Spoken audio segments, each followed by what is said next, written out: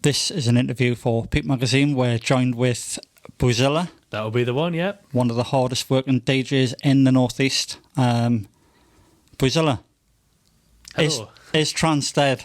Definitely not, definitely not. You know, I've heard loads of people say this. When I was playing out in Ibiza, I had a lot of people saying, they like trance music, but they were saying it's dead, you know, and I'd have to disagree completely. It certainly became a more commercially accepted scene, let's say, but I mean, you've got tracks such as, for instance, Castles in the Sky by Ian Vandal or Sandstorm by Darude. Quite commercialised. A lot of consider them just ordinary dance music than trance, but the trance is definitely there.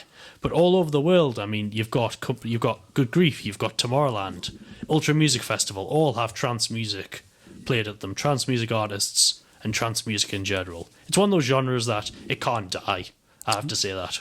Yeah. I was having to think before we started this interview, and then when we tried to plan it and all the rest of it, because it's been going on a while. We've been trying to meet for a while, haven't we? Oh yeah, just obviously with everything going on, it's been busy schedules and all that. Yeah, and I thought I was thinking to myself, do I actually like trance music? And then I had a kind of a brainwave, and I thought, Robert Miles. Yeah, Robert Miles, Children. Children, I thought, it's one of my favourite tunes. And then I thought Paul Van Dyk. Paul Van Dyk, another big one. For an Angel, great and track. Then I thought, one of my favourites was Chicane. Chicane? Saltwater. Very, very well-known track. One of his best-known ones, to be honest. So I thought, that kind of bombed that notion out the way, because I wouldn't say I'm the biggest fan, but I respect the genre, and I kind of respect what they're doing, you know? There's an art to it. I think with trance music, with all music genres, there will be people who say, they've never heard of it or they don't listen to it. But everyone will have heard at some point one track of trance through their lifetime. Robert Miles, of course, Children, that was a ridiculously big track. And I mean, he actually, unfortunately, passed away in Ibiza at the same time I was out there, not far from where I was staying. So it was nice. We were Cafe Mambo, and as the sun set, they played Children as a designated, as a tribute to him. And I thought that really brought it together. Yeah. I mean, that's a nice touch, isn't it? It is very. In your words, what is trance music for the people who don't know? What is trance music, and where did it come from? Where does it come from? Well, I have to say, it can be traced back to a lot of different influences. It has influences from house, it has influences from techno, but it's really a definitive genre of music. You've got the long, big build-ups, the long breakdowns and the ending of the track, and then you've normally got just one big drop, like a climax sort of thing. But it's just one big build-up into this musical melody, really. I mean, trance is one of them genres of music where I personally don't think you need lyrics to it. A lot of the time they have lyrics, particularly big operatic sort of female vocals and stuff. Yeah. And pianos and keyboards are two big instruments amongst it, but it doesn't need lyrics. It's got that sort of feeling to it that you don't need any words for. You can just have a full instrumental track, like Adagio for strings. Originally, obviously, not a trance track. Originally a classical track by Samuel Barber. Then Tiesto covered it, and it became one of the greatest dance tracks of all time, just because of how it sounded. I mean, it sounds brilliant, you know. That kind of comes on to my next question. Like, who are your influences within not so much trance, but maybe from the progression from to trance. From DJing in general and producing, first, I started writing music from the age of 17. Started producing music and composing my own music from about the age of 19, 20. And at first, out of everything, it was dubstep. Oh, Not a well. lot of people know that. It was dubstep that I first started out with, like the likes of Scream, the likes of Skrillex and all that. Mm-hmm. And eventually I sort of folded back into doing a bit more just normal dancey stuff, a bit of house, bit of harder stuff like hardstyle and that. And then it really sort of, I think it was about the age of, I think I would have been about 19 to be honest. I listened to Rush Hour by Armin Van Buuren. And that song just changed my outlook on music. And I focused on trance, and it really, I still do the occasional bit of progressive house, the occasional bit of commercialised dance music, we'll call it, but trance has been a signature genre of music for me, I have to say. It's absolutely incredible. That goes again on to my next question, like why trance? Why the genre of trance music? All genres of music have their great points. You've got rock, you've got folk music, you've got house, you've got techno. But to me, trance is one of them genres of music where you don't need anything to enjoy yourself, I've been to a fair few trance raves. Every single one of them, I drank pop. I literally did not need anything to drink.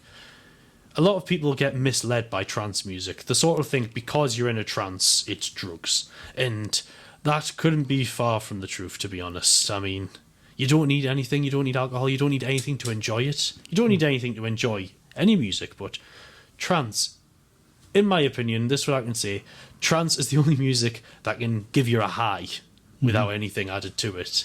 It makes you feel like you're in your own universe, your own little world. When you're in there amongst thousands of other people on the dance floor and that one track hits you and gives you goosebumps, you don't feel like you're on Earth anymore, really. It just sort of takes you away. I was kind of thinking because when I started hearing like early dance music, it was about it's quite young, but around 1989, and then hearing the likes of like 808 State, Guru Josh, and I was actually many years ago down at the River Thames. My cousin was a bit older, and he got us into this illegal rave. The best ones.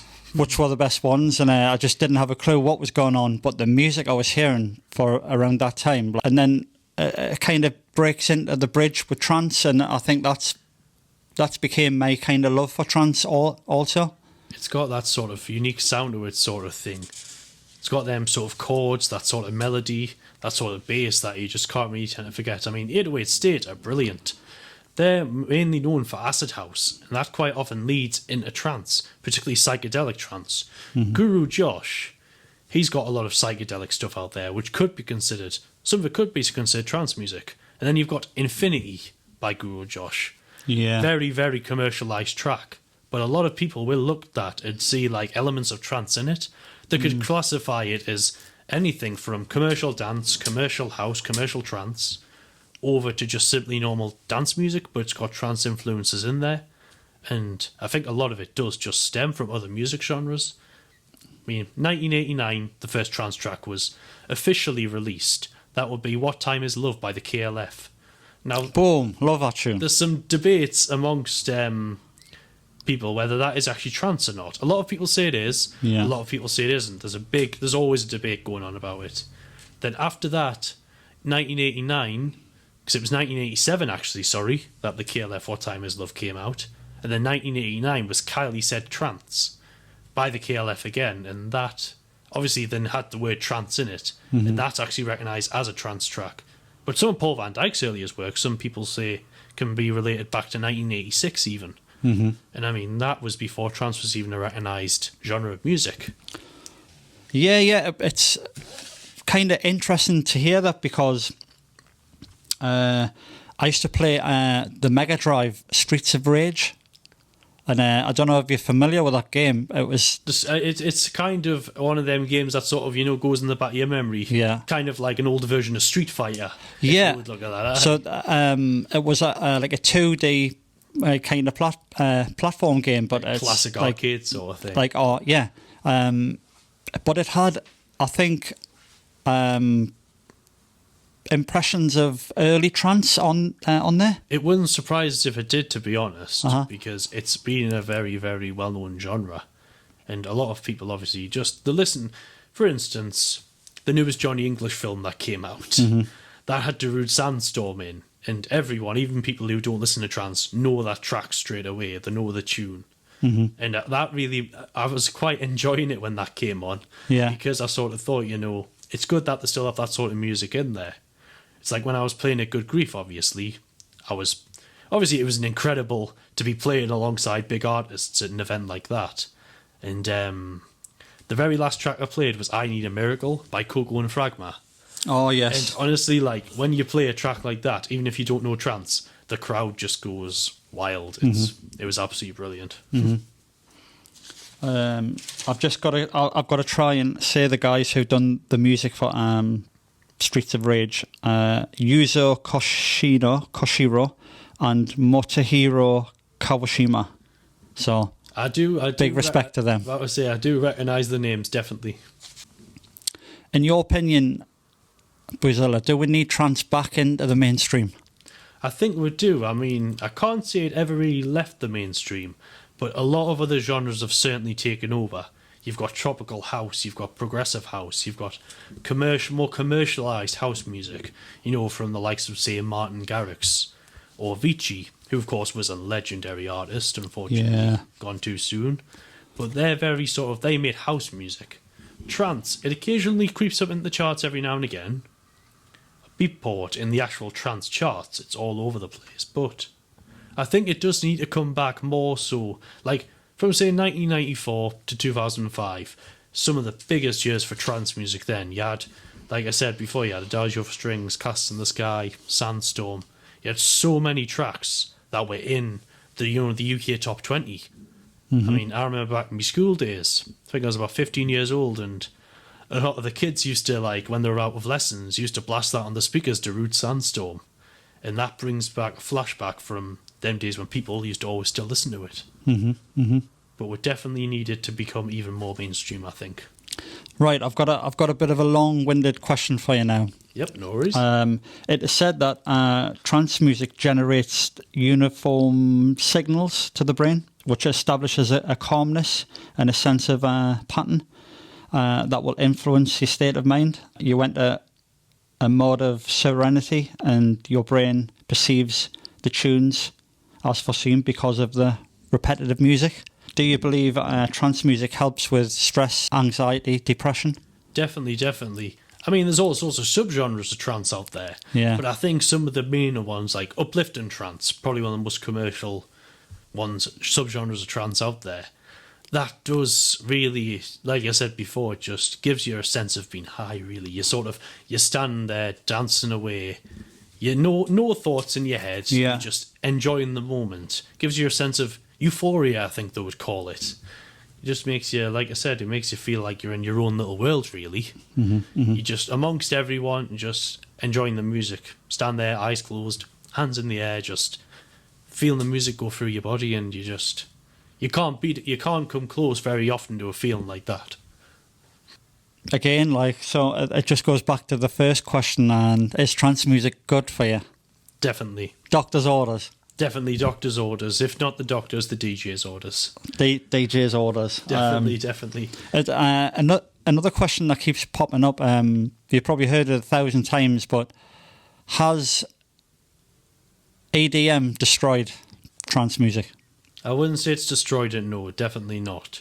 I mean, trance music, as commercialised as it can become, and it has become in the past, like I said, between 1994 and 2005, it's always got that sort of unique sound to it that you can, as far as I would say it, when I go to play at me clubs or the gigs that I book all over the country, you've got people from the age of 18 up to people who are like in the 50s, and they all know some of the music that you're playing, which is what I appreciate. It's like last year I was playing in Newcastle, and I had someone come over and he was shaking my hand. I was in the DJ booth and he said, "Oh, thanks for playing that. I haven't heard that in about 10 years. It was Born Slippy by Underworld." And I played that and people just appreciate it, I think, because it's an underground scene of music, but it's very, very well established. You can easily go to an underground rave and play trance. But at the same time, you've got people who headline festivals like Tomorrowland who also play trance music. Armin Van Buuren, Paul Van Dyke. For an Angel, 1994 that came out, another incredible track that again hit the UK top 20. And it's trance, pure trance that was. So I definitely think you can't commercialise trance too much. If it becomes too commercialised, it just sounds like EDM. You know, it just sounds like standard electronic music that, for instance, Calvin Harris would play. Now, I like Calvin Harris, but his music is very commercial. Same as Tiesto. He made Adagio for Strings, Lethal Industry, Traffic, so many good trance tunes. He has commercialised his music a lot. Some people say he sold himself. I kind of disagree and I agree. At the same time, I don't feel like, yes, he's made a lot more money out of it and he's commercialised it, which, again, that's just his career path, to be honest. But then again, he'll go to a trance gig and he'll still play some of the classics. He's just done what's best for his career, really, whether fans like it or not. As long as he's doing well for himself, then I can't see a problem with it. Who are you talking about? What's the name again? Sorry. Tiesto. Yeah. I heard about him. There's a lot of people in the comments because he's on YouTube a bit, and there's a lot of people saying he's sold out and stuff. But he's kind of got a different outlook. And maybe has he not came away from the genre, but has he went to maybe another level? I think he's just sort of he still does the occasional trance track, but he's went more from trance to more commercialized genres, I'd say. And again, yes, he might have not do as much trance. Yes, he might have sold out a bit, but at the end of the day, if he's making money and he's still playing all these big festivals, then you can't blame him, really. Yeah. But he still occasionally does go back and plays a classic trance set on vinyl or something, and you can go back and think, actually, he still has his heart set in trance. I mean, his roots are in trance. It's just, at the minute, obviously, he's doing what everyone does, trying to make a living. So commercialising his music a little bit to try and get that. Yeah, cool. BuZZila, I'm just hoping that. Yeah, it's fine. No it's worries. Fine, mate. Secure as always. Yeah, just sometimes it comes away, you know. Do you know the Coming the foam. towards us. Yeah, the form. When you're playing your music, because you do actually write and kind of compose your own music, don't you? Honestly, I've been producing and composing my own music since I was about 20 years old. I used to play the piano and the keyboard a bit, and I've got all the software on my laptop, beat machine, synthesizers, whatever. I love making my own music. When I DJ, it tends to be classics. But when I release my own music, particularly trance, it tends to be quite uplifting, progressive sort of stuff, which is a sound of uplifting trance out of all of them. It's the main genre of trance, I think, that no matter where you are, no matter what club you're playing in, someone will know one of the tracks and someone will enjoy it because it's got that uplifting feeling again. Yeah. I mean, there's one tune in particular that I like off your album is Neverland. That will be one. That will be my latest single. That got released in early September, and that track, it's still my usual uplift and trance sound, which is what I try to stick to, but it's got quite a different sort of feel to it. It's less of a dancey beat and more of a very progressive, very different sort of drop. Sort of the sort of thing you could put your hands in the air and sway to, rather than something you could just full on dance and jump to. But to me, it's just it's got an interesting progression, shall I say? Yeah. Have you got any residencies, or do you kind of jot around the UK, or do you predominantly play in the northeast? Or I know within the current, I tend to branch out a lot. Before all the COVID-19 stuff unfortunately happened, I was supposed to be all over the UK. I was touring in nightclubs and bars in Edinburgh, Liverpool, Manchester, Sheffield. I've been on radio stations, all of them places. But I'm now talking to clubs about I've done 3 regional tours, and this time I want to embark on a UK tour. But definitely, I've got a residency with 2 online streaming platforms. They do SoundCloud, they do Facebook Live a lot of the time, which would be Love, Peace, Unity, Trance, and Let the Beat Control Your Body. 2, they're mainly just Facebook based. They've got a lot of resident DJs on. You go on the page, you do a live set, a live stream. We've got all sorts of different trance DJs and electronic music DJs on there. And we just get quite a lot of views. While I'm a resident DJ actually at Basement Snacks, which is based here in Newcastle. Obviously, due to the COVID-19 situation, I haven't really been able to do a show there, but I used to do a show there every month. Every month, for a couple of months, I did a show there. Just a free show, couple of hours, invited some people down, and they would just listen to some trance. And I'm also a resident DJ on Nova Radio Northeast, which at the minute, of course, again, it's only recently reopened, but I used to be on there pretty much every Monday, couple of hours, my own show. I used to announce new gigs that were going on in the Northeast, play tracks from artists based in the Northeast, and I used to just do my own trance show called Mindscape, which is now the name of my UK tour. The next event, hopefully, is going ahead on the 28th of November in Stockton, out of everywhere, at NA Volume Bar. But City of Stockton, eh? aye, but whether it goes ahead or not, we'll just have to wait and see. But obviously, 28th of November, very exciting. Lots of classic trance being played. I'll be doing a 4-hour set probably, and tickets are £5 each. And hopefully, it'll go ahead, I'm hoping. Just have to see what the government says. Yeah, of course. Big shout out to Gary Bell from Stockton-on-Tees. We've got a good friend who lives up there. He's got a gym. He's got a promotion outfit. Kickboxing. I used to do a bit of kickboxing back in secondary school. I played right. kickboxing, bit of taekwondo, played rugby for about 6 years as well. So Right. I used to like me sports a lot, but nowadays I walk a lot nowadays, do the odd bit of boxing still, do the odd bit of swimming when the swim baths are open. But I think walking's one of my favourite things. I can walk for miles. Live in Consett, obviously. That's my hometown.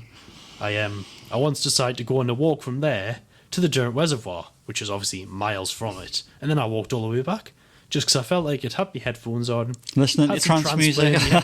I had some trance playing. For a bit, I even switched my headphones off, and I switched my phone off as well, and I was just walking along, it was countryside, so there was just no one around. It was nice, it was peaceful. And it was great, yeah. But Stockton, been there once or twice, and I can't wait to do the gig there, as long as it goes ahead. Yeah, mate. I'm sure it will. Oh yeah, of when course. Things get back to normal. Yeah, we're still sticking to social distancing guidelines. A seated only gig, so it's not a full on rave. But obviously, anyone wants to come down, please do. Be brilliant. Enjoy the trance music. So when you're like I said, when you're composing your music, your trance tunes, have you got a particular person in mind that you're trying to connect with, or what kind of connection are you trying to emit to the audience or listeners? In all honesty, I don't really tend to have anyone in mind when I'm producing my own music. I just get some beats, play some chords, play some melodies, put some stuff together. As long as I'll listen to it hundreds of times over and over again. Even if the track's finished, I'll wake up one morning, say, oh, that's perfect. I'll wake up the next morning and think, actually, I could change this. Too much of a perfectionist sometimes, which can be unfortunate, because I can have a track finished for months, but it'll take a month for us to actually release it or send it into a label, which is Behaviour Recordings, who I'm with at the minute, because I just want to make sure it sounds perfect. But when I create a trance track, when I'm in the studio, I think in my head, the one thing I see is a stage. I see loads of people, hands in the air, eyes closed, just enjoying the sound of the music, really. That's what I try to have a look, For a couple of hours, they're away from reality, away from all the good points and bad points of the modern world, and they're just in their own little world, really. Enjoying themselves. Let's talk about your albums, because you have got a few albums, haven't you? I've got quite a few tracks out, most of them under Behaviour Recordings. I did release one or two in the past under my own label, Buzzin' Records, which I've got a couple of artists signed to. It's only a small label at the minute, but I'm happy to take any artists on who want to send in demos and stuff. But this will be my first full-length album. I'm looking to feature about 12 different tracks on it. Right. Most of them will have been released in the past previously, but I'm looking to make about 3 or 4, probably even 5 tracks, which have never been released to the public before, only available on the album. And I'm looking to release that in about December, January time, providing that can get myself knuckled down in the studio and get some work done. Oh, right. I actually thought there were albums. I think it's just the way the artwork is presented. It looks like there's a lot of albums there. Who does your artwork for that last album? I do my own artwork sometimes, while sometimes the record label quite does. Like, I'll give them, basically, if I'm talking to the record label over the emails, I'll tell them what I want in it. For Neverland, I said I want something that's, I want something set in space, but I want it. I love that. I want to give it like a heavenly sort of feel. So, and I'll say what colours I want in. They'll have their own artwork designers put it together. Obviously, for me live shows and me posters and that, I'll either create them myself or my good friend and my official cameraman, Brandon. He owns 9 Point Photography. It's his own photography business, and he quite often works alongside Buzzin' Records and alongside me. Comes to me gigs, does me photos, does me filming. If I'm doing a modelling shoot for a clothing brand, he does all them photos, interviews, does all me photos there. And he sometimes does design like posters for me gigs and that. Right. And I've said to him, as well as doing photography, and he said it as well, he should do a design business. I think he'd be very good at it, to be honest. 9 Point Photography. Is that his website? That is Facebook page, 9 Point Photography. Used to be 9 Point Camera Works, with an X rather than a K and an S. Right. He thought it'd give it that unique sort of standpoint. But he's always been my official cameraman now. Everywhere I go, he's very loyal, which is what I've always liked. Because if I've got a few people who work under the Buzzin' Records label. I've got a guy who drives us places. Got a guy who does me security sometimes. But when I look for people who work for us, I don't necessarily look for someone who's ridiculously smart, ridiculously well educated, they don't even have to like music that much. I just look for someone who is very loyal. It's someone who can take me seriously as an artist. And that's what I like. That's what I like about him and the guys who work alongside us.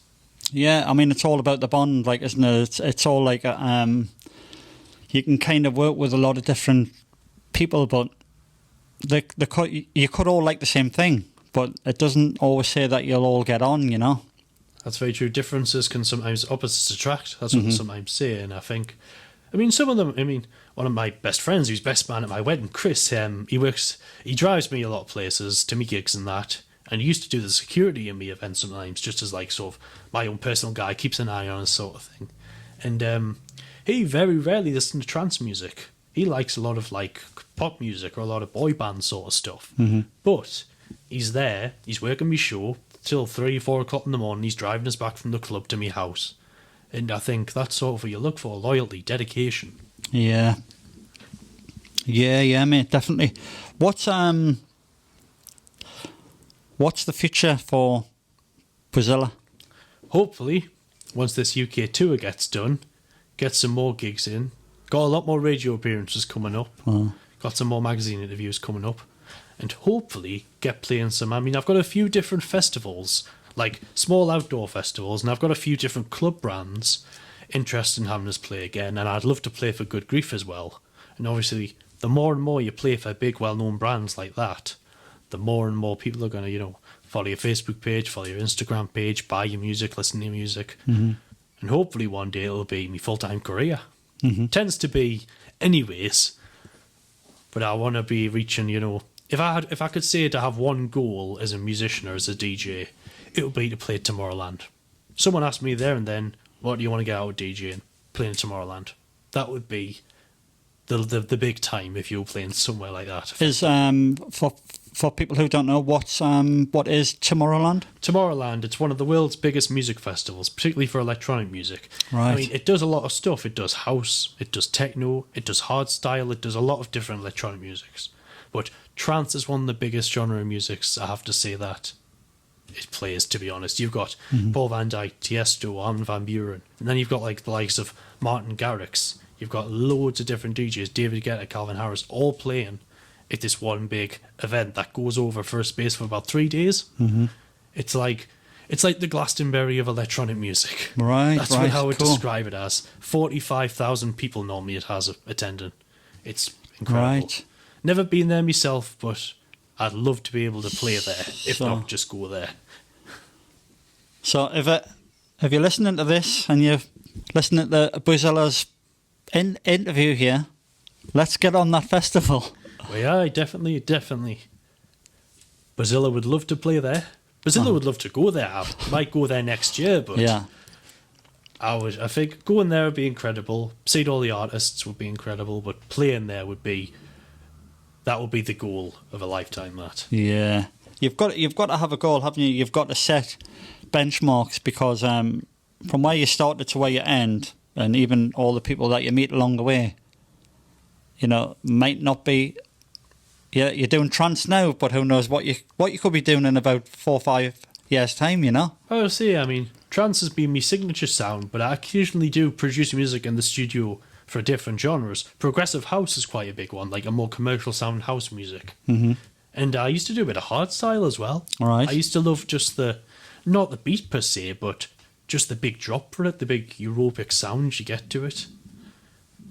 You know, obviously, a musician with trance and compose, DJ, but you do a couple of extracurricular activities as well, don't you? Oh, of course. I mean, I've got a few different things on the go. You've got the record label, of course, Yeah. which I founded in 2017. A couple of artists signed to it. Every gig I do, I tend to have it hosted by Buzzin' Records. That's the label. Mm-hmm. But got the modelling on the side as well. Yeah. Do quite a few different shoots every now and again. Got a few different clothing brands, which I'm kind of an ambassador for, really. Do you want to give them a shout out? Well, yeah, you've got Lewis Rose Clothing. Yeah. You've got DNA Clothing. And you've also got War Paint for Men as well, which does like sort of men's stuff like moisturisers, hairstyle. Oh, I've products seen and them. stuff. It's Did they not win a deal on Dragon's Den a few years ago? They did actually, yes. Yeah. They were just doing an interview about it recently, Yeah. talking back to it. Yeah, that's them. I'm ambassador for a few different clothing companies and different companies like that. And obviously, I've always liked the modelling, and to be fair, it was something that kind of came in line with the music. Like, a lot of musicians, celebrities, DJs, you'll see a lot of them will do modelling. A lot of stuff, they will advertise stuff. Tiesto, for instance, he's advertised clothing brands before. Yeah. It's just so it sort of comes in line with the music. Sort of all starts coming like hand in hand, doesn't it? It does. It goes quite hand in hand, to Yeah. be honest. And it's just another great way of getting yourself out there, really. Mm-hmm. Yeah, well, BuZZila, it's been absolutely great having you here. Great to be here. You actually were first guest in the new place, you know. About to say it's been an honour. It's a very, very nice studio. Oh, hi, thanks a lot. I mean, we're still working on it. It's getting there. It's not 100% done yet, but it's a work in progress. I thought it was nearly complete, to be honest. Yeah, it's about 80% complete, but when we get there, we're going to get more. We've got more people to come around, but hopefully when we get more people, more guests coming on, you'll be able to come down and join work in. Definitely, I would like that. But I would say, can't say no to getting on the radio. That's my motto. Right. Okay, Herman, thanks a lot. It's all right. Thank you very much.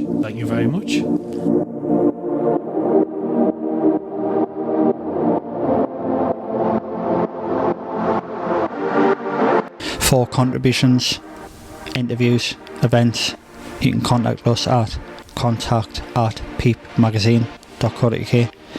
Our latest Peep Magazine Escapism issue is now on sale via our website www.peep.ltd.